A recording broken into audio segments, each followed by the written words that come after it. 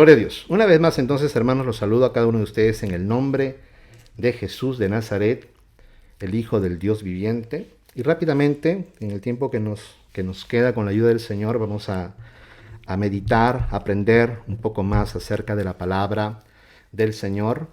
Y en esta noche quisiera compartir con usted un tema que le he puesto por título, para que usted recuerde de qué se trata el mensaje.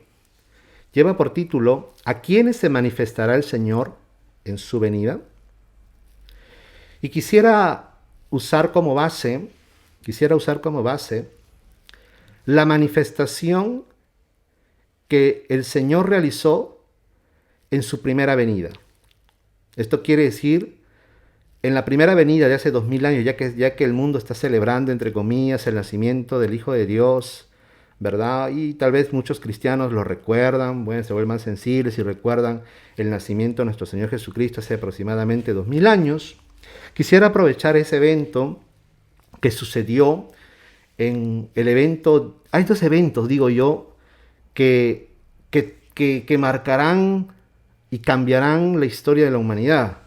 El primero fue la primera venida del Señor, hace 2000 años atrás. El nacimiento del Hijo de Dios en la ciudad de Belén, allá en la tierra de Israel. Y el segundo evento, hermanos, que marcará, es un evento glorioso, será la segunda venida del Hijo de Dios, de la cual cada uno de nosotros estamos esperando, como hemos cantado, ¿verdad? Ven, ven, Señor Jesús. Pero para ver, hermanos, en la segunda venida, ¿quiénes gozarán de esta segunda venida? ¿Quiénes gozarán de la bendición del Señor, de las promesas del Señor, de, hermanos, de participar de la gloria del Señor en su segunda venida? Vamos a verlo en una figura, como figura, lo que sucedió en su primera venida, cuando Él nació, a quienes Dios manifestó la primera venida de su Hijo amado. Entonces, por eso que el título de este mensaje es: ¿a quiénes se manifestará el Señor en su venida? Para nosotros, en la segunda venida. O sea, ¿a quiénes se va a manifestar? Obviamente el Señor Jesús va a aparecer en gloria y todo ojo lo verá. Pero no todos gozarán de las bendiciones y las promesas y la herencia que Dios ha prometido. Amén. Solamente aquellos que han creído en el Hijo de Dios, hermanos, y han sido fieles hasta el final, gozarán de todas las bendiciones que están relacionadas con la segunda venida del Hijo de Dios. Pero para poder saber eso, a quiénes se manifestará el Señor de esta manera en su segunda venida, lo vamos a estudiar un poquito, lo que sucedió en su primera venida, cuando el Hijo de Dios nació como un ser humano en este mundo. Amén. Entonces vamos a leer como texto base el Evangelio según San Juan, capítulo 1, versos 9 al 10. Dice el Evangelio de Juan, en la Reina Valera del 60, aquella luz verdadera, refiriéndose al Mesías, al Hijo de Dios, que alumbra a todo hombre, venía a este mundo.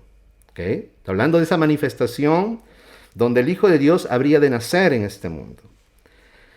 En el mundo estaba, dice, y el mundo por él fue hecho, pero el mundo no le conoció. Qué tremendo, mire. El Evangelio de Juan nos relata de que la luz verdadera, esa luz que alumbra a todo hombre, esa luz, hermanos, que resplandece en los corazones y disipa toda tiniebla, venía a este mundo. Estaba naciendo. En el mundo estaba, y el mundo por él fue hecho, o sea, por causa de él fue hecho el mundo. Toda la creación ha sido creada, el Padre Dios lo ha creado por causa del Mesías, por causa de su Hijo. Todo lo que existe, visible e invisible, ha sido creado por causa de él. ¿Okay? No es que él lo creó, sino esto significa que ha sido creado por causa de él. Él es la fuente de la creación. Él es la razón por la cual todo existe.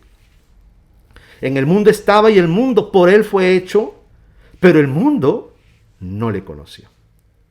Y nosotros, hermanos, cuando leemos los evangelios, leemos Mateo y Lucas sobre todo, cuando nos narran los evangelios, los evangelistas, cuando nos narran acerca del nacimiento de nuestro Señor Jesús, un nacimiento, hermanos, en la cual estaba profetizado que el Mesías habría de venir en el antiguo pacto.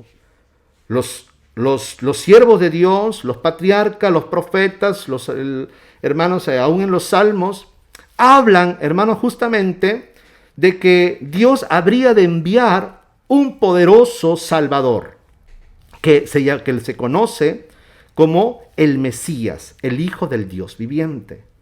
De manera que el pueblo de Israel estaba en esperas de la manifestación de parte de Dios en la persona del Mesías, que habría de liberar a su pueblo de la opresión, hermanos, en que se encontraba por causa de sus enemigos que los rodeaban, y elevar, hermanos, a Israel como cabeza de todos los montes, o sea, de todas las naciones, de todos los reinos de la tierra. Y el Mesías, a través de Israel, habría de gobernar sobre toda la tierra. El Mesías habría de traer paz, habría de traer redención, habría de traer luz, habría de traer, hermanos, salvación. Esto es lo que esperaba el pueblo de Israel. Y estaba anunciado por los profetas. Pero lo tremendo que nosotros miramos, hermanos, cuando leemos los evangelios, es que no todos, hermanos, fueron conscientes de este acontecimiento glorioso del nacimiento del Mesías. Uno de los acontecimientos más gloriosos en la historia de la humanidad. Su propio pueblo al cual él vino, de las cuales se había hecho las promesas. Hermanos, no todos fueron conscientes o no todos fueron sabedores o a no todos se les reveló que el Mesías tan prometido, tan anhelado, tan esperado por este pueblo, estaba naciendo. Y la pregunta es ¿por qué? ¿Por qué Dios, hermanos, se va a revelar solamente a unos cuantos? Se les va a manifestar y se les va a revelar y va a manifestar y va a revelar a su Hijo, el nacimiento de su Hijo, el nacimiento del Mesías prometido, el nacimiento del Rey de Israel, el nacimiento, hermanos, del Salvador, del Redentor. No todos, hermanos, gozaron de esta revelación, solamente unos cuantos nada más. Y de la misma manera, así como sucedió en su primera venida, así también sucederá en su segunda venida. Aún así como, hermanos, mire, claro, el mundo entero estaba, hermanos, ignorante de estas cosas, pero el pueblo de Dios sí sabía, tenía la palabra, tenía las profecías que hablaban, hermanos, que el Hijo de Dios habría de venir a este mundo, que el Mesías habría de nacer y habría de traer la redención, no solamente a Israel, sino al mundo entero. Y que su nacimiento marcaría una nueva era, una nueva etapa, hermanos, un nuevo mundo, un nuevo inicio, donde el reino de Dios se establecería en este planeta. Pero vemos, hermanos, que a pesar de que este pueblo manejaba las escrituras, sabían y muchos estaban en expectativa de la aparición del Mesías, del nacimiento del Mesías, ese acontecimiento pasó desapercibido para la mayoría, sino decir casi todos.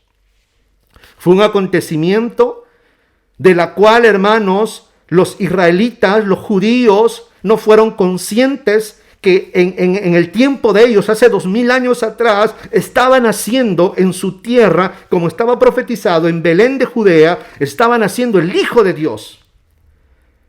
Ellos estaban en sus asuntos, estaban en sus negocios, estaban haciendo sus cosas, desarrollando su vida cotidiana, mientras, hermanos amados, Dios estaba introduciendo en el mundo a su primogénito. Y solamente unos cuantos recibieron esa revelación. Entonces nosotros vamos a ver, entonces, por medio de esto, por medio de estos 4 personajes, vamos a estudiar, 4 grupos, vamos a decirlo así, no personajes, sino 4 grupos que recibieron esta revelación. Y vamos a ver, hermanos, sus características de estos 4 grupos para nosotros poder entender y aplicarlo a nuestra vida, a quienes se revelará el Señor en su segunda venida.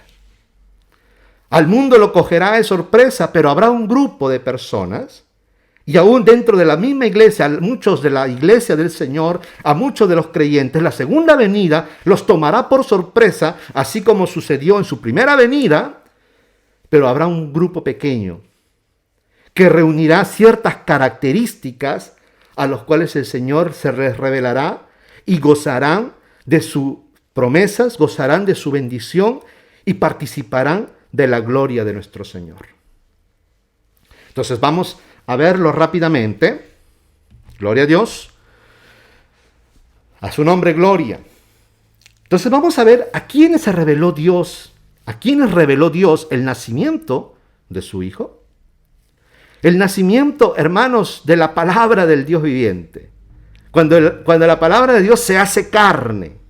Ese acontecimiento tan glorioso, hermanos, que sucedió hace aproximadamente 2000 años atrás. ¿A quiénes reveló Dios el nacimiento de su Hijo? La venida de su Hijo, su primera venida. Número 1, a los pastores. Y no me estoy refiriendo a pastores de congregaciones. ¿Ok? Vamos a leerlo.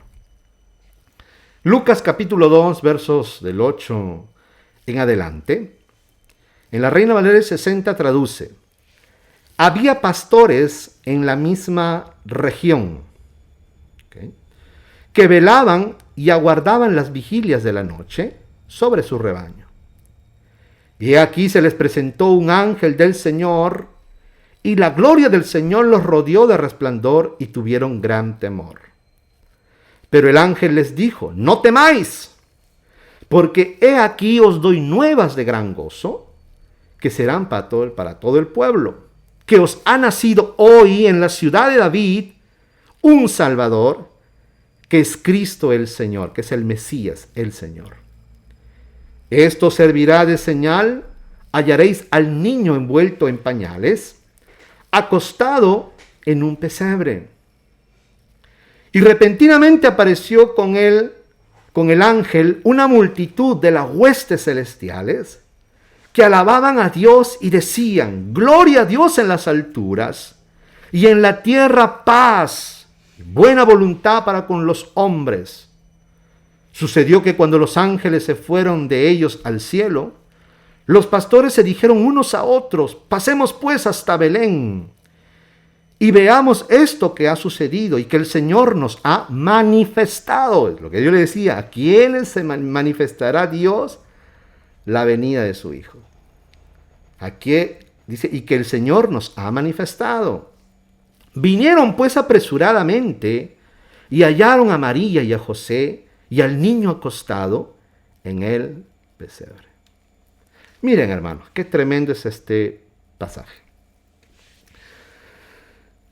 Habiendo tanta gente que era del pueblo de Dios en Israel, habiendo, hermanos, líderes religiosos, habiendo sacerdotes, sumo sacerdote, habiendo, hermanos, un pueblo que era el pueblo de Dios, mas sin embargo, la primera venida del Hijo de Dios en su nacimiento, Dios se lo va a manifestar y se lo va a revelar solamente a unos cuantos. Y en este caso, a un grupo de pastores que se encontraban en aquella región en Judea y que estaban, hermanos, y velaban y guardaban las vigilias de la noche sobre su rebaño, estaban pastoreando su rebaño ahí por las montañas de Judea, estaban cuidando el rebaño en las vigilias de la noche. Y miren, hermanos, qué tal revelación, que se va a manifestar un ángel del Señor. Mire, que eso yo quiero que usted lo vea. Dios no se va a manifestar ni a los sacerdotes, ni al sumo sacerdote, hermanos, ni a la multitud del pueblo que sabía que el Mesías habría de venir en algún momento de la historia y que habría de redimir a Israel, que habría de levantar a Israel, que habría de liberar a Israel. Pero Dios no se lo reveló a toda esa nación en conjunto, sino que Dios decidió revelar, en este caso, en el primer grupo, a unos pastores. Y la pregunta que nosotros nos hacemos es: ¿por qué? ¿Por qué Dios, hermanos, escoge a unos pastores, hombres comunes que se dedicaban, hermanos, a pastorear ovejas? Muchos de ellos ni siquiera eran sus propias ovejas, sino que trabajaban como pastores. Algunos tal vez eran sus propias ovejas, pero muchos de ellos trabajaban como pastores. Pero ¿por qué Dios decide revelarse a este grupo? Ahí están en los campos de Judea, ahí están, hermanos, en la noche, están ahí cuidando las ovejas. ¿Y por qué Dios no se revela al sumo sacerdote? ¿Por qué Dios no se revela a los sacerdotes en el templo? ¿Por qué Dios no se revela a los fariseos, a los saduceos, a los herodianos? Porque Dios se revela a un grupo de pastores. Y claro, la respuesta uno puede decir, porque Dios es soberano y Dios hace como Él quiere. Claro que sí, gloria a Dios, amén. Pero si cuando Dios hace algo, es porque quiere traer enseñanza para nuestra vida. Como el apóstol Pablo dice que todo lo que se escribió es como para un ejemplo, una enseñanza para nuestra vida. Entonces nosotros tenemos que leerlo no como una simple historia que sucedió y gloria a Dios, qué bonito, ¿verdad? Y muchos hemos puesto y se ponen aún en el mundo cuando arreglan sus por motivos navideños, ¿verdad? Y el nacimiento y ponen ahí a los pastorcitos, ¿verdad? No, si Dios quedó registrado, si Lucas registró este evento inspirado por el Espíritu, es porque Dios quería enseñarnos, porque recuerde que hay un ciclo profético que se repite. ¿Cómo será el final? Como fue al principio. ¿Cómo será la segunda venida del Señor? Con muchos elementos que sucedieron en la primera venida. Por eso que es que de aquí tenemos que nosotros aprender, hermanos, acerca de este grupo y traer una enseñanza para nuestra vida, para saber, hermanos, cuáles eran las características que tenía este grupo, a quienes Dios se les reveló el nacimiento de su Hijo, para poder nosotros comprender y saber cuando Dios va a revelar a su Hijo en su segunda venida, para nosotros podamos tener estas mismas características, o ver si tenemos o si estamos teniendo en nuestra vida como cristianos las características que resaltaban en este grupo de pastores. ¿Y cuál es la característica que tenían estos pastores? Dice el verso 8, había pastores en la misma región, y subraye toda esta palabra, que velaban y guardaban las vigilias de la noche sobre su rebaño. Mientras el resto de Israel estaba en sus casas durmiendo, algunos tal vez haciendo fiestas, no lo sé, aquí vemos un grupo de gente que está vigilando. Acá vemos un grupo de gente en la noche, y esto es, por eso es que velaban y guardaban las vigilias de la noche. Vemos a un grupo que está velando, un grupo que está despierto. Mientras los demás duermen, aquí vemos a un grupo que está despierto. Y a este grupo que está despierto en la noche, en medio de la noche, mientras los demás duermen, Dios les va a revelar el nacimiento de su Hijo, la primera venida de su Hijo. Entonces la característica primordial que vemos en este grupo de pastores es que ellos velaban y guardaban las vigilias de la noche. Dios, hermanos, decidió revelarse porque eran gente que de alguna manera iban a traer una enseñanza para nuestra vida, y es lo que nosotros tenemos que aplicar, hermanos, a nuestra vida, lo que la Escritura, hermanos, constantemente nos dicen. Este grupo de pastores que estaban velando en las vigilias de la noche mientras los demás duermen, tuvieron la bendición, tuvieron la dicha, tuvieron el gozo, hermano, de oír palabras de un ángel. Oiga eso. No solamente de uno, sino que después vieron multitudes de ángeles que alababan al Señor. Un encuentro, hermanos, es como que se hubiese abierto, hermanos, las ventanas o las puertas de los cielos y hubo una conexión entre lo celestial y lo terrenal, hermanos amados. Y ahí, hermanos, tanto quizás ellos también como los ángeles alabaron al Dios del cielo. Qué manifestación tan gloriosa, qué bendición tan maravillosa, no solamente de haber visto a seres celestiales, sino que después, hermanos, ellos mismos fueron y a donde se les había indicado, a la ciudad de Belén, a la ciudad del pan, eso es la casa del pan, significa Betlehem, casa del pan, donde estaban haciendo el pan de vida. Como Jesús mismo dijo, yo soy el pan de vida. Él nació donde nació David. David nació en la ciudad de Betlehem, una ciudad de Judea, la casa del pan. Y ellos, hermanos, van y encuentran al Hijo de Dios, tal como se les había dicho. Lo vieron y alabaron, luego alabaron al Señor y dieron gloria al Señor y se regresaron contentos, gozosos, regocijados porque habían visto al Salvador, habían visto al Hijo de Dios, habían visto al Mesías, habían visto, hermanos, aquel que habría de salvar no solamente a ellos, sino al pueblo de Israel y al mundo entero. Como el ángel se los manifiesta, porque os ha nacido hoy en la ciudad de David, que era Betlehem, un Salvador. Esta es la buena nueva, este es el Evangelio. Fueron los primeros en recibir el mensaje del Evangelio. Que os traemos buenas nuevas, que os ha nacido en la ciudad de David un Salvador, que es el Mesías, el Señor. ¿Pero por qué se les manifestó a ellos? Porque estaban velando. Mientras los demás dormían, ellos velaban. Y aquí, hermano, la importancia de lo que el Señor después en su ministerio y luego también los apóstoles le van a decir, le va a enseñar a aquellos que habían creído en Él. Cuando el Señor, hermanos, en su enseñanza de discipulado, aquellos que habían creído en Él, que eran sus discípulos, le va a decir en Mateo capítulo 25, verso 13, lo vamos a leer rápidamente, usted apúntelo, Mateo 25, 13, le dice el Señor, velad, pues porque no sabéis el día ni la hora en que el Hijo del Hombre ha de venir. Velad, velad. Mira, hermanos, el Señor estaba naciendo y el resto del pueblo de Israel estaba durmiendo. Ignorante aquel gran acontecimiento, solamente el grupo de pastores, Dios se los reveló de que su hijo estaba naciendo en la ciudad de Belén, la casa del pan. El pan que daría vida al mundo había venido, había nacido en este mundo. Y Dios se los revela porque era un grupo de personas que estaban velando en las vigilias de la noche. ¿Y esto qué cosa es lo que nos enseña? ¿Qué significa velar? Permanecer despiertos, permanecer alertas. ¿Significa, hermanos, que debemos hacer vigilias? No estoy diciendo que esté malo en hacer vigilias, claro que es lindo, glorioso, maravilloso hacer vigilias, pero no se refiere a hacer vigilias literalmente, sino se refiere a estar vigilantes, a estar despiertos, a estar expectante de la venida de nuestro Señor, a no dormirnos como el resto de las personas, porque el que se duerme es porque está muerto. Una iglesia, como le he dicho, muchas veces hemos manifestado, una iglesia dormida es una iglesia muerta. Entonces, por eso que el Señor, hermano, a sus discípulos les va a decir, velad, velad, velad por vosotros mismos, porque no sabéis el día ni la hora en que el Hijo del Hombre ha de venir.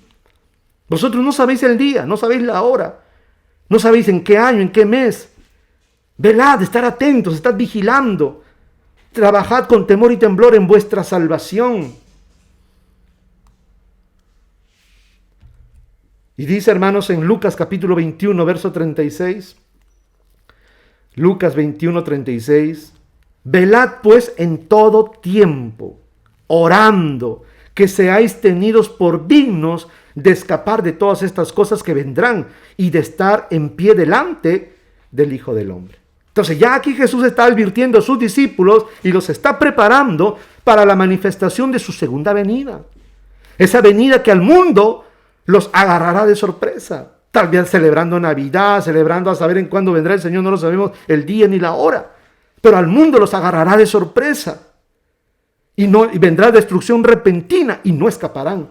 Ese día muchos llorarán, querrán arrepentirse, pero ya las puertas de la salvación y las puertas de la gracia se habrán cerrado. Muchos cristianos, hermano, en ese momento querrán arreglar su vida, querrán buscar como las vírgenes insensatas, querrán buscar en último momento aceite para encender su lámpara, pero ya será demasiado tarde. Será demasiado tarde. El Señor les dirá, como les dijo a las 5 vírgenes insensatas, no las conozco. La puerta está cerrada, no las conozco. Entonces, hermanos, por eso el Señor ahora está preparando a sus discípulos y nos está preparando a nosotros, y la exhortación del Señor para nuestra vida, para que el Señor, hermanos, cuando Él se revele, Él se manifieste, nosotros podamos gozar de esa manifestación, podamos alegrarnos, podamos regocijarnos y podamos participar de su gloria y del reino eterno. Es que una característica que tenemos que tener es que tenemos que velar, estar vigilantes. Mientras los demás duermen, nosotros estar expectantes. Y no me estoy refiriendo al dormir literal, normal. Me estoy refiriendo al dormir espiritual y al velar espiritualmente también. De que nuestras lámparas, como nos ha leído nuestra hermana Gladys, estén encendidas. De que el fuego del Espíritu esté en nuestro corazón, hermanos, ardiendo. De amor por nuestro Señor. De pasión por su venida. Y que estemos orando, mire, orando que seáis tenidos por dignos de escapar de todas las cosas que vendrán y de estar en pie delante del Hijo del Hombre. Que el Señor, hermanos, por su gracia y su misericordia, podamos nosotros estar velando en oración y ruego, pidiéndole al Señor que nos tenga por dignos de escapar de las cosas terribles que vendrán sobre el mundo y estar de pie, sin avergonzarnos delante del Hijo del Hombre, delante del Hijo de Dios. A su nombre, gloria. Aleluya. Primera Tesalonicenses 5, 4 al 6. Primera Tesalonicenses capítulo 5, versos del 4 al 6. En la Reina Valera 60 dice: Mas vosotros, hermanos, no estáis en tinieblas para que aquel día os sorprenda como ladrón. Está hablando de la segunda venida del Hijo de Dios. Porque todos vosotros sois hijos de luz e hijos del día. No somos de la noche ni de las tinieblas. Por tanto, no durmamos como los demás, sino velemos y seamos sobrios. ¿Qué sucedió en la primera venida? Mientras los demás dormían, había un grupo de varones, pastores, en este caso de ovejas, que estaban velando en las vigilias de la noche. Estaban despiertos, estaban trabajando, mientras el resto dormía. Y a este grupo que está vigilando, que está, hermanos, que está velando la vigilia de la noche, el Señor se le manifiesta.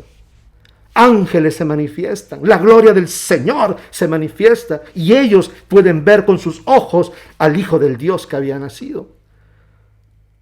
Aleluya.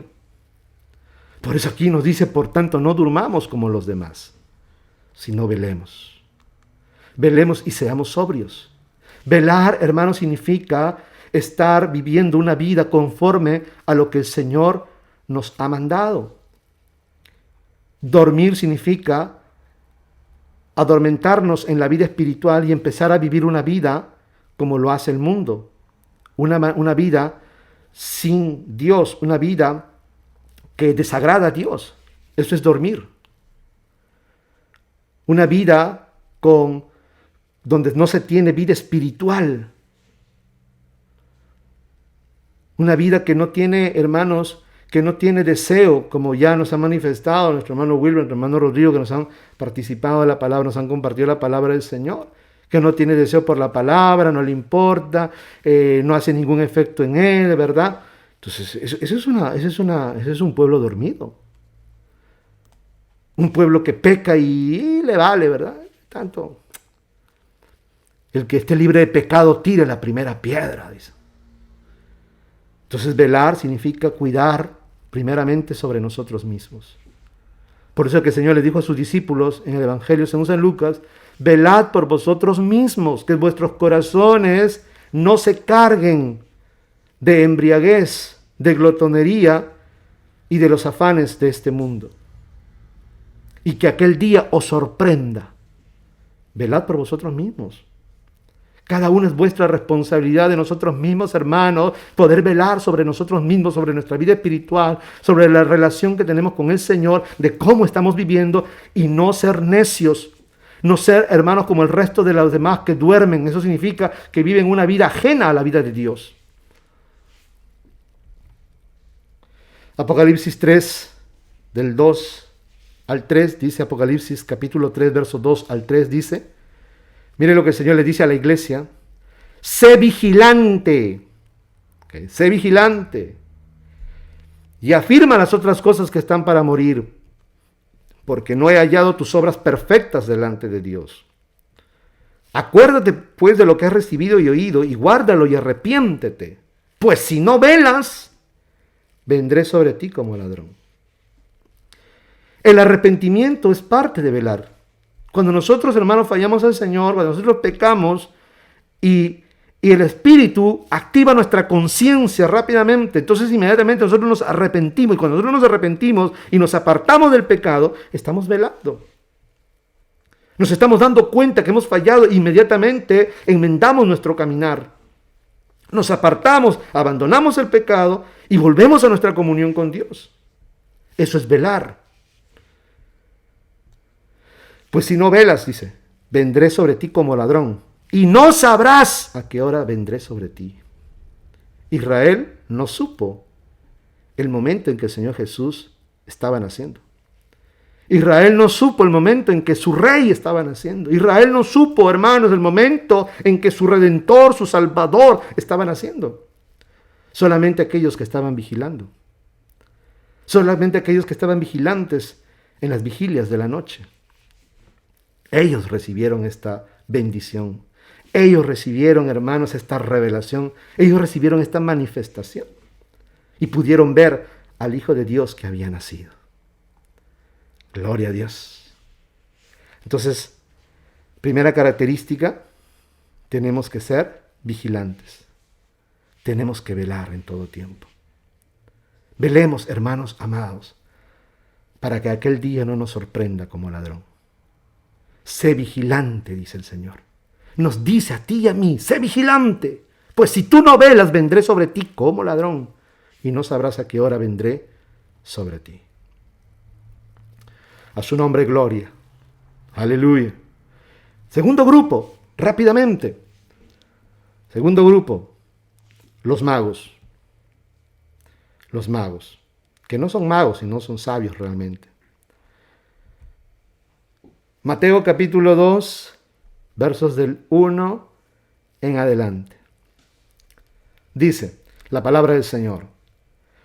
Después de nacer Jesús en Belén de Judea, en tiempo del rey Herodes, he aquí llegaron a Jerusalén unos sabios procedentes del oriente. Mire, unos sabios. La Reina Valera 60 traduce magos, ¿verdad? Pero la palabra mago hoy tiene otro significado de lo que en aquellos tiempos significaba. Magos se le decía también a los sabios, a los astrólogos, astrónomos, ¿okay? A los estudiosos, se les llamaba también por ese nombre. También se les llamaba magos a los que practicaban la hechicería y esas artes ocultas, pero magos también se les llamaba a los sabios, ¿okay? A los estudiosos de las estrellas. Algo que caracterizó mucho al imperio babilónico, a estos pueblos antiguos, es que ellos eran estudiosos de las estrellas. ¿Okay? Por eso que hay una versión que es la Dios habla hoy, que lo traduce muy bonito. Dice, he aquí llegaron a Jerusalén unos sabios, y entre paréntesis ellos ponen estudiosos que estudiaban las estrellas. Eran sabios estudiosos de las estrellas. ¿Okay? Desde el oriente. Diciendo, llegaron a Jerusalén estos sabios del oriente. ¿Okay? Diciendo, ¿dónde está el rey de los judíos? Oiga, ellos a quién venían a buscar, al rey de los judíos, recién nacido, porque vimos la estrella de él, oiga, la estrella de él en el oriente, y venimos a rendirle homenaje. La Reina Valera traduce, venimos a adorarle, pero esa traducción es incorrecta. ¿Por qué? Porque a los reyes no se les adora. Ellos están viniendo a buscar, no al niñito Dios. Ellos están viniendo a buscar al rey de los judíos que había nacido. Y a los reyes no se les adora. A los reyes se les rinde homenaje, se les rinde pleitesías. ¿Okay? Eso es algo muy característico de los tiempos antiguos, de los pueblos antiguos. Entonces dice, porque vimos la estrella de él en el oriente y venimos a rendirle homenaje. Al oír esto, el rey Herodes fue turbado. Herodes era el rey en ese momento puesto por Roma sobre el pueblo de Israel. Entonces Herodes fue turbado y toda Jerusalén con él. Mire, se turbaron. Y dijeron, ¿qué? ¿Y esto qué? ¿Cómo así? O sea, ha nacido el rey de los judíos y ninguno de nosotros se enteró. Oiga eso. Ninguno se había enterado y el rey de los judíos había nacido. Y estos sabios que no eran judíos, bueno, no sabemos si eran judíos o no, tal vez eran judíos que vivían en Oriente, no lo sabemos, pero muy posiblemente eran gentiles, o sea, eran no judíos. Algunos piensan de que estos sabios pertenecían a la escuela que Daniel, cuando se encontraba en Babilonia, había fundado. Una escuela de estudio de la Torá. Y que de alguna manera ellos, porque ¿de dónde, hermanos, sabían esta gente que no eran judíos acerca del nacimiento del rey de los judíos, del Salvador, del Mesías?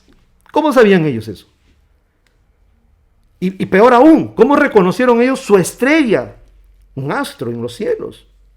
¿Cómo sabían que esa estrella? Porque ellos eran estudiosos de las estrellas, era algo que hacían los sabios de Oriente normalmente, que estudiaban las estrellas. ¿Y cómo supieron ellos que una estrella determinada estaba anunciando el nacimiento del rey de los judíos, del rey de Israel? ¿Cómo lo sabían? Y mire qué tremendo que ellos lo sabían, ellos habían recibido esta revelación y habían venido desde muy lejos, hermanos, y por si acaso no vaya a pensar que eran tres, ¿verdad? No eran Melchor, Gaspar y Baltasar. Eso es cuento chino, como se dice, ¿no? La Biblia no dice que eran tres. Simplemente usted lo está leyendo conmigo. Dice que llegaron a Jerusalén unos sabios, no nos dice la cantidad. Se piensa que eran tres, eso ya viene ya de la tradición católica, porque se habla de los tres regalos que ofrecieron al Mesías: oro, mirra e incienso. Pero eso no nos dice que eran tres. ¿Okay? O sea, que no venga con ese cuento de Gaspar, Melchor y Baltasar. ¿Okay? No. Pero mire qué tremendo. El pueblo de Israel estaba ignorante de todo esto, y unas gentes que no eran del pueblo de Israel, que venían del lejano oriente, habían recibido la revelación del nacimiento del rey de los judíos y estaban viniendo a rendirle homenaje, mientras su propio pueblo estaba ignorante de todas estas cosas. Entonces, al oír esto, ellos se turbaron. Herodes se turbó porque vio en peligro su trono, aunque yo no sé por qué peligro podía representar, ¿verdad?, un niño que estaba naciendo. Él ya era un hombre viejo. Bueno, tal vez para sus descendientes, ¿verdad? Porque era así. Sus hijos de Herodes habrían de ocupar el trono de su padre. Entonces él vio su linaje del trono que él estaba ocupando en ese momento, el reinado de Israel, que fueron los romanos que lo pusieron, lo vio en peligro, ¿verdad? Porque eso, hermano, lo dejó desconcertado, que estos sabios habían venido diciendo: hemos visto su estrella en el oriente, su estrella hemos visto en el oriente, y hemos venido desde esas tierras lejanas, atravesando el desierto, hemos venido a rendirle homenaje. Entonces todos ellos se turbaron y dice: y habiendo reunido a todos los principales sacerdotes, Herodes va a reunir a todos los principales sacerdotes, a los entendidos en las escrituras, y escribas del pueblo, inquirió de ellos, preguntando: ¿dónde el Cristo ha de nacer? Entonces Herodes se preocupó y dijo, bueno, llamó a los sacerdotes, llamó a los escribas y les dijo: ¿dónde dicen las escrituras que va a nacer el Cristo, el Mesías? Y ellos respondieron: mire, que bien sabían Biblia, sabían Biblia. Y ellos le dijeron: en Betlehem de Judea, porque así está escrito por el profeta, que es Miqueas capítulo 5, verso 2. Y tú, Betlehem, tierra de Judá, de ningún modo eres la menor entre las villas de Judá, porque de ti saldrá un jefe que pastoreará a mi pueblo Israel. Entonces Herodes, llamando en secreto a los sabios, se inquirió de ellos el tiempo de la aparición del astro. Le preguntó en qué momento, hace cuánto tiempo que vieron ese astro. Y obviamente, esto lo vamos a entender un poquito, los sabios no llegaron en el preciso momento en que el Señor había nacido, ya había pasado ya un tiempo. Porque ellos ya no lo encontraron en el pesebre. Los pastores sí lo encontraron en el pesebre, más los sabios que venían de Oriente lo encontraron ya en una casa. Entonces Herodes, llamando en secreto a los sabios, se inquirió de ellos el tiempo de la aparición del astro, y enviándoles a Betlehem, tal como decía la profecía que había de nacer en Betlehem, la ciudad de David, donde David había nacido, dijo: id e informaos exactamente acerca del niño, y cuando le hubiereis hallado, anunciádmelo para que yo también vaya a rendirle homenaje.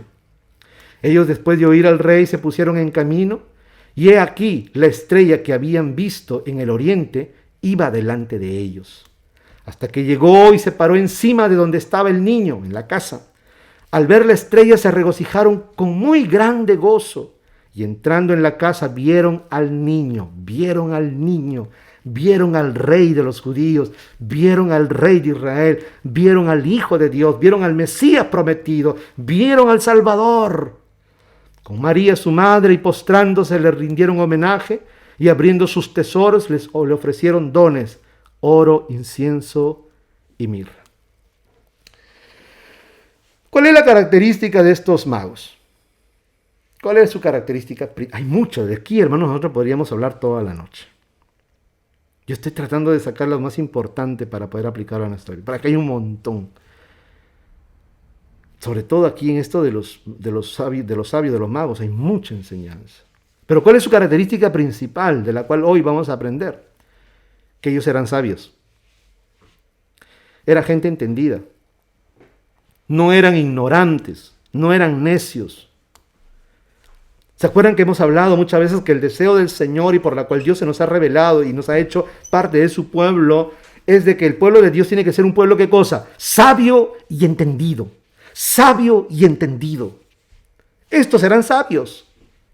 No eran gente ignorante, no eran hermanos que ellos estaban tirados tal vez ahí en el campo de repente y viendo las estrellas ahí, viendo la forma de las estrellas y apareció una estrella así de repente y por ahí se les ocurrió venir a hacer un largo viaje desde el oriente hasta Israel. No, no, no, no, no.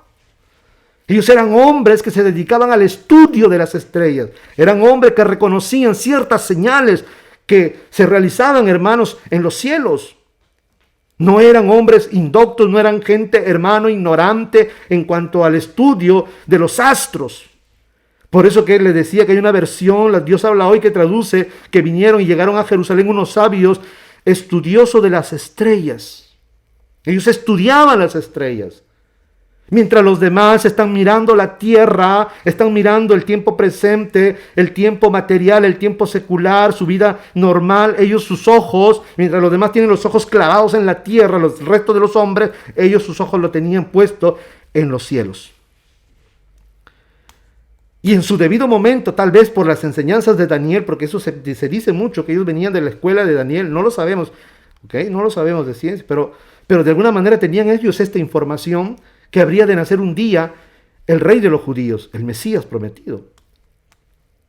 Y ellos estudiando, hermanos, los astros, de repente se dieron cuenta de que la estrella del Mesías, o sea, había una estrella entre todas las estrellas que estaban en el cielo, que había de anunciar, hermanos, que había de anunciar el nacimiento del rey de los judíos.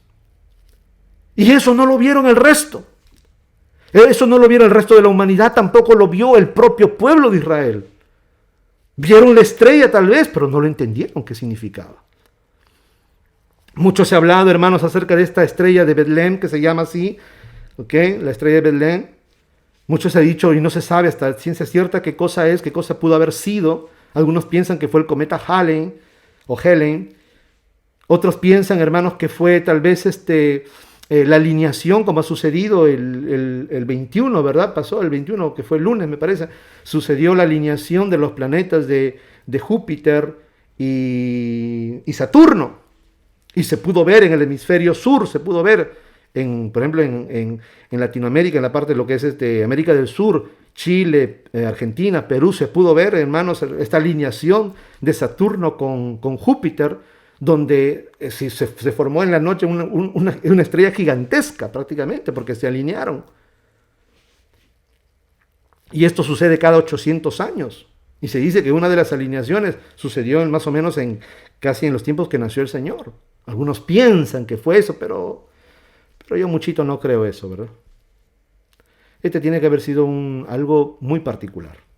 Pero lo tremendo es esto, de que si ellos lo vieron, que era una estrella en los cielos, que brillaba, que diferente al resto de las estrellas, los demás también lo vieron, pero no lo entendieron. Los demás vieron esta señal en el cielo. Los judíos lo habrán visto, pero ninguno de ellos lo entendió. El mundo lo vio, pero ninguno de ellos lo entendió. Solamente los sabios y entendidos lo pudieron entender, pudieron comprender esa señal. Entonces, ¿cuál es la característica de ellos? De los magos, que eran hombres sabios y entendidos, en reconocer las señales de los tiempos. Aleluya, aleluya, gloria a Dios. Entonces, mire, Mateo capítulo 16, versos del 3, el Señor Jesús va a amonestar a su propio pueblo y le va a decir, Jesús les contestó a los judíos, por la tarde ustedes dicen va a ser buen clima porque el cielo está rojo. Y por la mañana dicen hoy va a ser un día lluvioso porque el cielo está oscuro y rojo. Ustedes ven el aspecto del cielo y saben lo que significa. Pues pueden discernir el clima. pero no son capaces de saber el significado de las señales de los tiempos en que estamos viviendo. Eran hermanos inteligentes para saber el clima, cuándo habría de llover y cuándo habría de ser un día soleado, pero hermanos eran ignorantes en cuanto a entender y a saber el significado profético de las señales de los tiempos. Porque Dios, hermanos, a través de los tiempos ha manifestado señales. Cuando Él va a hacer algo, manda señales. Pero ¿quiénes entienden las señales? Los entendidos. ¿Quiénes comprenden? ¿Quiénes disciernen las señales? Los entendidos. Los que tienen su mirada en las cosas celestiales y no en las terrenales. Porque el que tiene su mirada clavada en lo terrenal, pues no mira las cosas celestiales. A su nombre, gloria. Entonces el Señor los va a reprochar aquí a su propio pueblo, porque este pueblo tenía que ser un pueblo entendido en poder reconocer las señales que anunciaban ciertos acontecimientos proféticos. Porque habrían de haber señales que Dios habría de enviar, hermanos, cuando el Señor había de realizar algo. Un cumplimiento profético. En este caso, por ejemplo, mire, Dios anunció el nacimiento de su Hijo por medio de una estrella, que era la estrella del Mesías, como una señal en los cielos. Y ellos no lo entendieron. Mas, sin embargo, unos sabios que venían de Oriente, ellos lo entendieron y vinieron. Y hermanos, y miren, no habían especulado ni nada, sino que dice, su estrella hemos visto, dice, en el Oriente. ¿Dónde está el rey de los judíos que ha nacido? Porque su estrella, ellos estaban seguros, ellos no estaban dudando, será, no será, nos estaremos equivocando. No, ellos estaban seguros, hermanos. Habían visto una señal en el cielo, que era la estrella del Mesías, que anunciaba el nacimiento del rey de los judíos. Y ellos habían hecho un largo viaje y habían venido a rendirle homenaje. Mientras todo Israel, todo Jerusalén, estaba ignorante de todas estas cosas. Entonces, ¿a quiénes se revela Dios? A los sabios y entendidos. Por eso Dios quiere, hermanos, que tú y yo seamos gente sabia y entendida. Gente que sepa entender las señales de los tiempos. Lucas capítulo 21, verso 11, en la palabra de Dios para todos, traduce, habrá grandes terremotos y en algunos lugares habrá épocas de hambre y epidemias. ¿En acaso no estamos viviendo todo eso, hermanos? Volcanes que se están activando. Recientemente, la semana pasada, se activó un volcán ahí, otro volcán se activó ahí en las islas Hawái. Está viendo inundaciones, está viendo, hermanos, hambre. Hay mucha hambre por toda esta de la pandemia, hermanos. La situación económica se está volviendo terrible. Hay mucha gente que está muriendo de hambre, literalmente. Estamos viendo ahí, dice, habrá epidemias. ¿Acaso no es eso lo que estamos viendo? Todo eso son señales, hermano. Y el Señor ya lo había dicho, habrá grandes terremotos y en algunos lugares habrá épocas de hambre y epidemias. Pasarán cosas horribles, mire, y vendrán grandes señales del cielo. Estamos viendo señales, hermano, y yo no sé cómo si ustedes se han enterado de todo lo que está pasando, aún el mundo dice, bueno, pero no entiende qué significa eso. Pero yo me imagino que habrán otras señales que habrán de suceder aún en los lugares celestiales, o en los cielos, mejor dicho, no en los lugares celestiales, sino en los cielos. Va a haber señales, tanto en el cielo como en la tierra. Señales que nos anuncian algo, la venida del Hijo de Dios. La segunda venida del Hijo de Dios.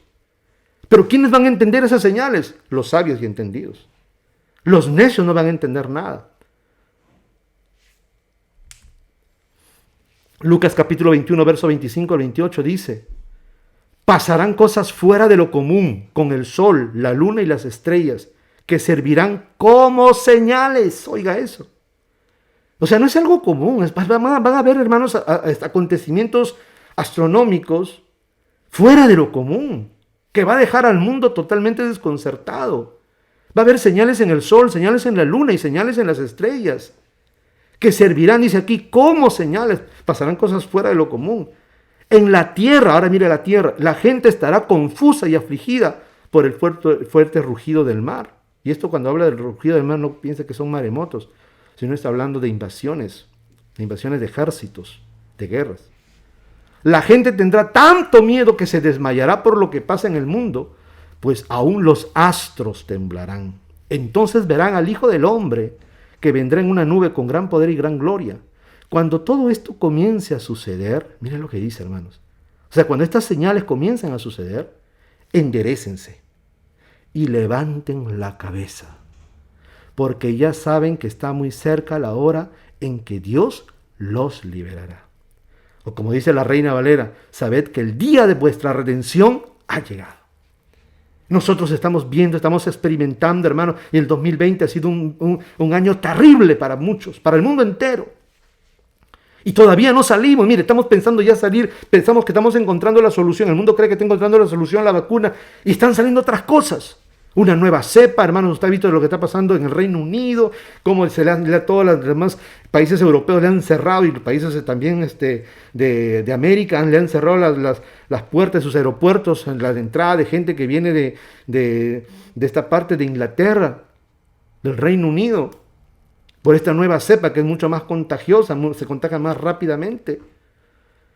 Y ahora, además, justo cuando se había encontrado la vacuna, pero también se está descubriendo que la vacuna está teniendo ciertos efectos secundarios. Y hermano, lo que se viene en el 2021 no es nada bueno. No es nada bueno. Y no se necesita ser profeta para decir eso. Basta, hermanos, con leer las Escrituras.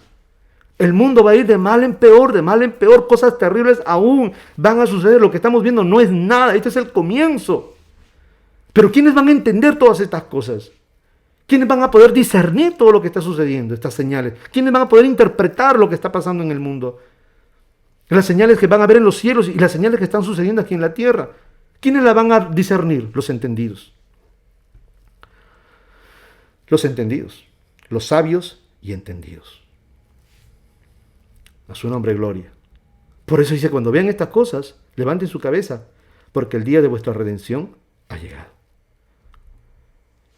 Mateo 24:30 dice, en esos días las señales del Hijo... Y mire, en esos días la señal del Hijo del Hombre se verá en el cielo. Oiga eso. En esos días la señal del Hijo del Hombre se verá en el cielo. Va a haber una señal del Hijo del Hombre. Así como hubo una señal en su primera venida que fue una estrella, habrá una señal en su segunda venida que antecederá la manifestación visible del Hijo de Dios. Entonces todas las familias de la tierra llorarán y verán al Hijo del Hombre que vendrá sobre las nubes del cielo con poder y gran gloria. Enviará a sus ángeles con un gran trompeta y reunirá a sus elegidos de los 4 puntos cardinales de un extremo a otro del cielo. Yo le he subrayado aquí de los 4 puntos cardinales, o sea, que significa de todas las partes del mundo entero, pero está simbolizado por los 4 puntos cardinales. ¿Será casualidad que su primera venida Dios manifestó el nacimiento de su Hijo a 4 grupos? ¿Qué es lo que estamos viendo hoy? Por eso dice que reunirá a sus elegidos de los 4 puntos cardinales, de un extremo a otro del cielo. Gente que van a reunir estas 4 características. Gente que está velando y gente, hermanos, que son sabios y entendidos en comprender y entender los tiempos en los cuales estamos viviendo. Tenemos que ser como los hijos de Isaacar, de la tribu de Isaacar, que eran varones, hermanos, entendidos en las señales de los tiempos. Ellos entendían las señales de los tiempos proféticos. Sabían manejar qué es lo que estaba sucediendo y cómo tenían que actuar. Hay señales, hermanos. Por eso que el Señor incluso les advirtió al pueblo de Israel, le dijo, cuando veáis la abominación desoladora de la que habló el profeta Daniel, el que lea, entienda. El que lea, entienda. Yo no sé cuando usted lee, no sé si entiende o no entiende, o cuando usted escucha una prédica, no sé si entiende o no entiende. Pero el que lea, entienda. Los que estén en Judea, huyan a los montes, y los que estén en el campo, no regresen a recoger sus cosas. Porque serán días de gran tribulación. Entonces, ¿cuál era la señal? La abominación desoladora. ¿Qué era la abominación desoladora? El Imperio Romano, que había sitiado a Jerusalén. Por eso que Lucas lo traduce de otra manera. Cuando veáis a Jerusalén rodeada de ejércitos, sabed que el día de su destrucción ha llegado. Así que huid. Será la señal, hay una señal. ¿Se dan cuenta? Y el Señor les advirtió. Los que hicieron caso y los entendidos huyeron, hermanos, y se escaparon de la matanza que hubo en el año 70 después de Cristo, con la destrucción de Jerusalén y del templo. Pero los que no, los que se confiaron, los que no pasa nada, hermanos, murieron de una manera terrible. Entonces, hermanos, tenemos que ser sabios y entendidos. Sabios y entendidos. A su nombre, gloria. Por eso que Daniel 12:9 dice, una profecía del fin de los tiempos. Dice, Él me respondió, Daniel, sigue tu camino. Todo esto es un secreto o está sellado y el mensaje seguirá escondido hasta el momento final, hasta el tiempo final. Mucha gente será puesta a prueba y saldrá purificada y perfeccionada. O sea, van a haber tiempos de tribulación que van a servir, Dios lo va a usar para purificar y para perfeccionar a muchos de sus hijos. Van a haber grandes persecuciones. Lo que se viene, hermanos, se está anunciando, la gran persecución va a venir sobre el pueblo de Dios. Y lo terrible es que muchos no lo van a entender. Pero los que han sido, dice, mire, los que han sido malvados seguirán igual. Y no entenderán nada de esto. Ninguna de las señales. En cambio, los hombres sabios entenderán todo. Muy bien. A su nombre, gloria. Yo espero, hermanos, que usted y yo podamos ser hombres y mujeres sabios y entendidos. Que podamos entender la señal del tiempo que estamos viviendo. Dios de la gloria. La hora se nos está yendo rapidito, se lo voy a mencionar nada más los otros dos. El tercer grupo, Simeón. Simeón. Lucas capítulo 2, versos 25 al 30 dice, ahora bien en Jerusalén había un hombre llamado Simeón, que era justo y devoto, y aguardaba con esperanza la redención de Israel. El Espíritu Santo estaba con él y le había revelado que no moriría sin antes ver al Cristo del Señor, o sea, al Mesías del Señor. Movido por el Espíritu fue al templo cuando al niño Jesús lo llevaron sus padres para cumplir con las costumbres establecidas por la ley. Simeón lo tomó en sus brazos y bendijo a Dios, según tu palabra, diciendo, según tu palabra, soberano Señor, ya puedes despedir a tu siervo en paz, porque han visto mis ojos tu salvación. Y la palabra salvación en hebreo es Yeshua, que es el nombre del Señor, Yeshua. Yeshua es Salvador y Yeshua es salvación. Solamente cambia el acento. Jesús, le ponen el nombre de Yeshua, Jesús, porque Él salvaría al pueblo de sus pecados. Él es nuestro Salvador. Él es nuestro Yeshua. Yeshua, nuestro Salvador. A su nombre, gloria. ¿Cuál es la característica rápida de Simeón? Aguardaba con esperanza la redención de Israel. ¿Y cuál era esa redención de Israel? La venida del Mesías, del Cristo del Señor. Por eso le dice, y el Espíritu Santo que estaba con él, le había revelado que no moriría sin antes ver al Cristo del Señor. Y él aguardaba con esperanza, porque el Mesías habría de traer redención, habría de traer salvación, habría de traer liberación, que es todo lo que significa. Entonces él, hermanos, estaba aguardando con paciencia. Era un hombre, hermanos, justo, era un hombre devoto, entregado su vida al Señor y estaba aguardando con esa esperanza, aguardaba y aguardaba, anhelando la venida del Mesías, anhelaba la venida del Mesías, con gran, hermano, con gran fuego en su corazón.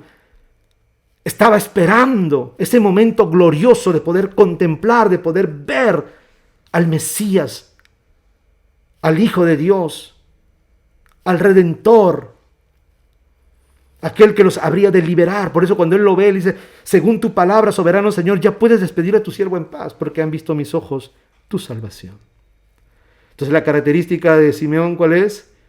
Que aguardaba con esperanza la manifestación del Mesías, que era el que habría de traer redención a Israel.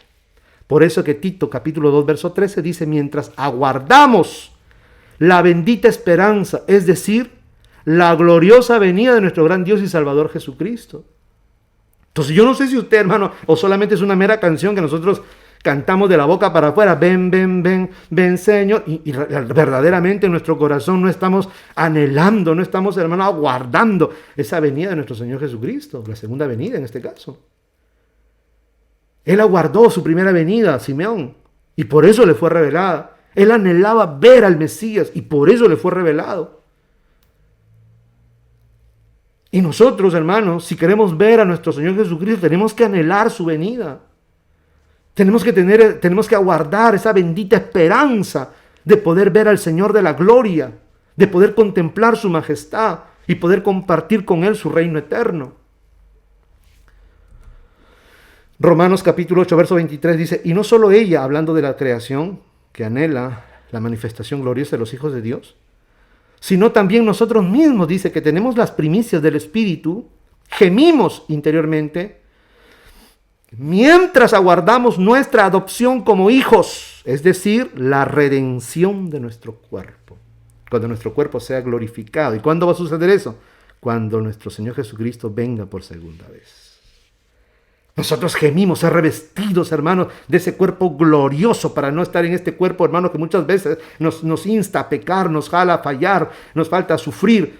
Anhelamos la venida del Señor porque cuando le veamos seremos como Él es.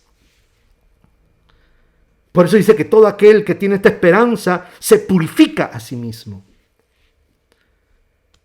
Entonces, hermanos, verdaderamente anhelemos la venida del Señor con todo nuestro corazón. Tengamos esta esperanza como lo tuvo Simeón. 1 Corintios 1:7 dice, de modo que no os falta ningún don espiritual, mientras esperáis con ansias que se manifieste nuestro Señor Jesucristo. Él los mantendrá firmes hasta el fin, para que seáis irreprochables en el día de nuestro Señor Jesucristo. ¿Cuántos esperamos con ansias, hermano? ¿De verdad estamos esperando con ansia o solamente es un mero cántico que realizamos?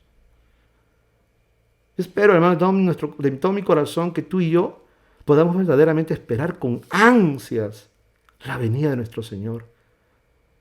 Que podamos tener esa esperanza, hermanos, anclada en nuestro corazón, palpitante, como una antorcha encendida en nuestro corazón, deseando la manifestación de nuestro Señor. Otros quieren que el Señor todavía no venga porque quieren seguir haciendo sus cosas, quieren seguir construyendo su casa, quieren hacer sus empresas. No, que todavía no venga el Señor, no, todavía no venga, todavía no me he casado, todavía no. Hermanos, nosotros nuestro anhelo es que nuestro Señor venga para poder salir de este mundo presente y entrar al mundo venidero, al reino glorioso. Hebreos 9:28 dice, también Cristo fue ofrecido en sacrificio una sola vez para quitar los pecados de muchos y aparecerá por segunda vez, ya no para cargar con pecado alguno, sino para traer salvación, Yeshua, a quienes lo esperan. ¿A quienes lo esperan? A los que aman su venida. Yo no sé si usted ama su venida. Yo no sé si usted anhela su venida. Yo no sé si usted tiene ansias por su venida. Yo no sé si usted lo está esperando verdaderamente. Como dice la canción, que esperándote está tu novia. Dios quiera que sí, ¿verdad? Para que podamos tener y gozar esa dicha de la revelación gloriosa del Hijo de Dios. Cuarto y último grupo, Ana. Ana. Lucas 2:36 en adelante dice, había también una profetisa llamada Ana, de la tribu de Aser, hija de Fanuel. Ya era muy anciana. Había quedado viuda después de 7 años de casada. De ahí en adelante vivió solo hasta la edad de 84 años y no se alejaba nunca del área del templo. Alababa a Dios de día y noche con oración y ayuno. Ana llegaba en ese momento y comenzó a darle gracias a Dios y a hablarles del niño a todos los que estaban esperando la liberación de Jerusalén. Ana apareció en el momento que Simeón estaba profetizando, estaba hablando acerca del niño. Pero esta mujer Ana tiene una característica. ¿Cuál es la característica de Ana? Aparte de ser una mujer devota, muy devota. Una característica es que, dice, era una mujer ya muy anciana y había quedado viuda después de 7 años de casada. Si hacemos un cálculo, ella tenía ya en ese momento que ve al Señor, tenía 84 años. Si hacemos un cálculo aproximadamente que las mujeres judías en aquel tiempo se casaban a los 13 años aproximadamente, ella se casó a los 13 años y vivió casada con su esposo solamente 7 años. Esto quiere decir que enviudó a los 20 años aproximadamente.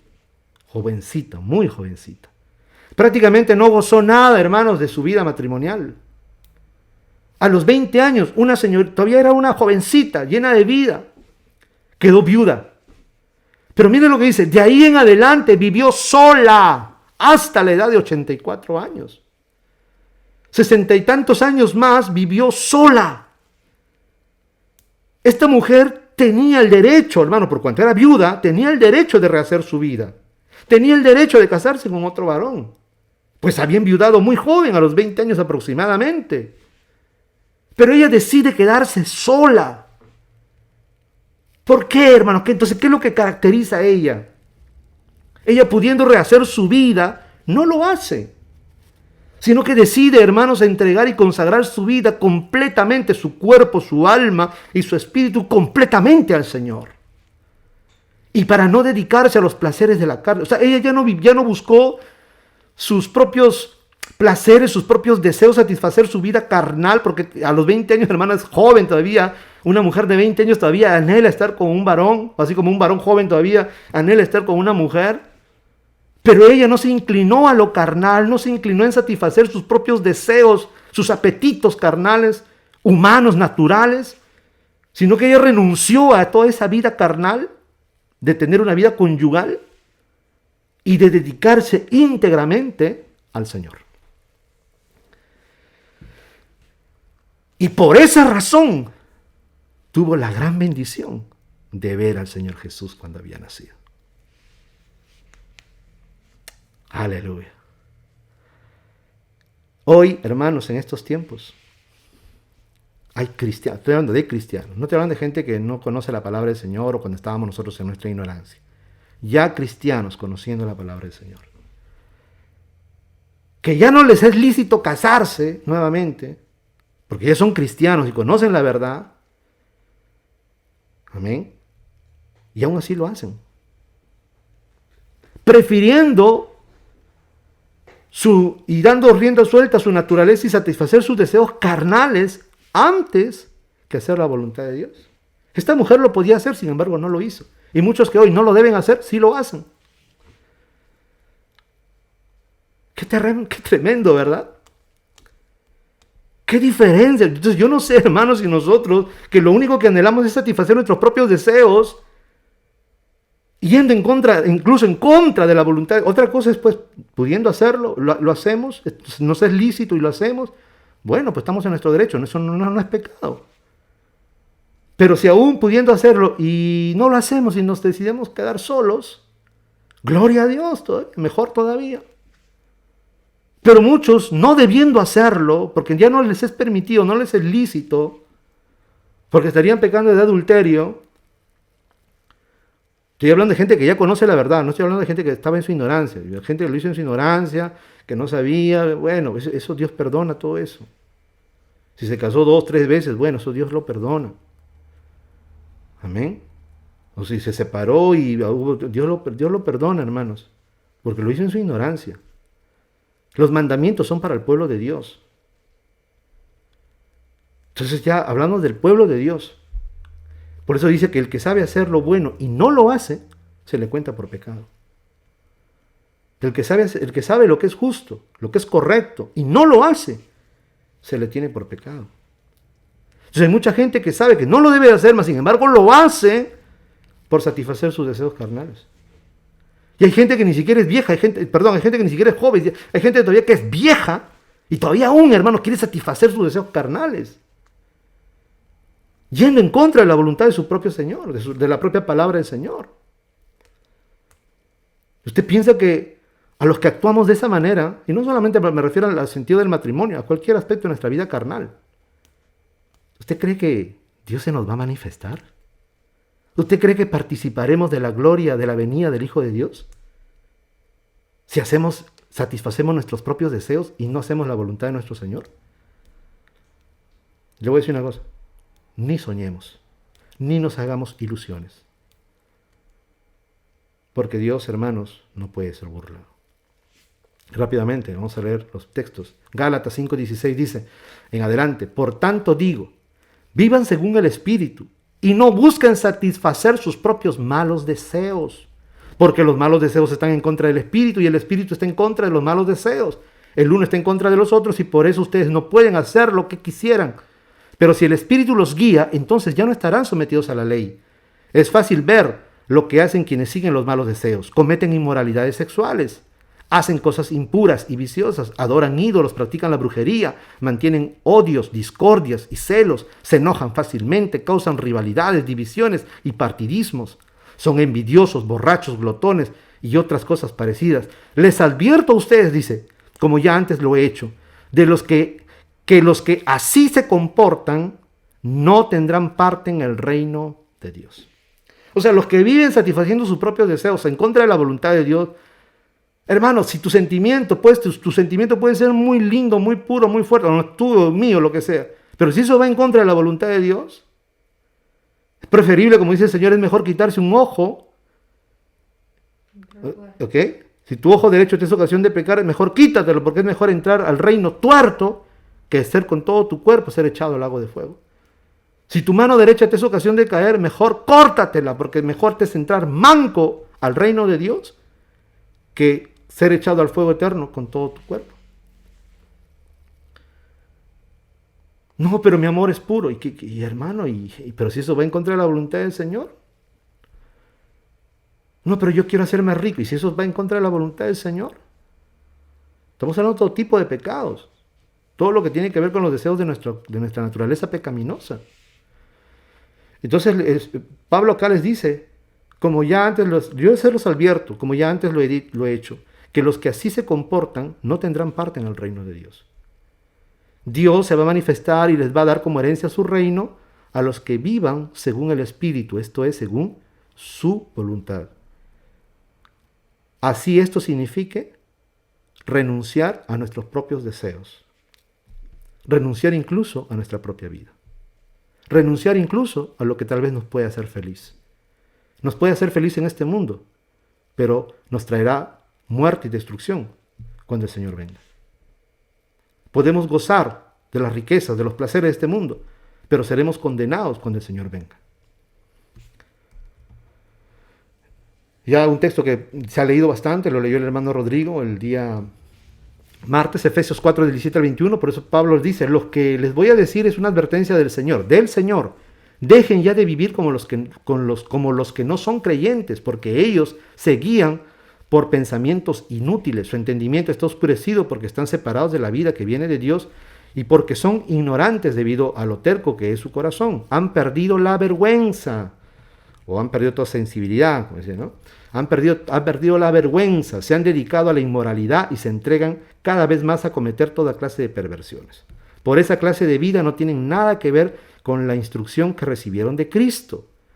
Sé que ustedes han recibido su mensaje y han aprendido la verdad que está en Jesús. Entonces, hermanos, ya no vivamos como antes nosotros vivíamos o como la gente del mundo que no conoce a Dios vive. Ellos hacen lo que sus deseos, como animales irracionales, como animales que solamente se guían según sus propios instintos, no razonan, no piensan. Mas Dios nos ha dado a nosotros conciencia para poder saber lo que es bueno y lo que es malo. Y tenemos sobre todo el Espíritu de Dios que nos redarguye y nos enseña qué es lo que agrada a Dios y qué es lo que no agrada al Señor. Último texto, Gálatas 6:7 dice, no se engañen ustedes mismos porque de Dios no se burla nadie, o Dios no puede ser burlado. Uno cosecha lo que siembra. Quienes siembran únicamente para complacerse a sí mismos, solo cosecharán de ello la destrucción. Pero el que siembra para agradar al Espíritu, cosechará la vida eterna. Conclusión. Apocalipsis 22:12 dice, estén alerta porque vengo pronto. Traeré conmigo la recompensa que cada cual merece por lo que ha hecho. Apocalipsis 22:17 dice, el Espíritu y la novia del Cordero dicen, ven. Que todos los que escuchen digan también, ven. Que todo el que tenga sed y quiera, venga y beba gratis del agua de la vida. Que el Señor, hermanos, bendiga grandemente su palabra y bendiga cada una de nuestras vidas. En el nombre de Jesús. Amén.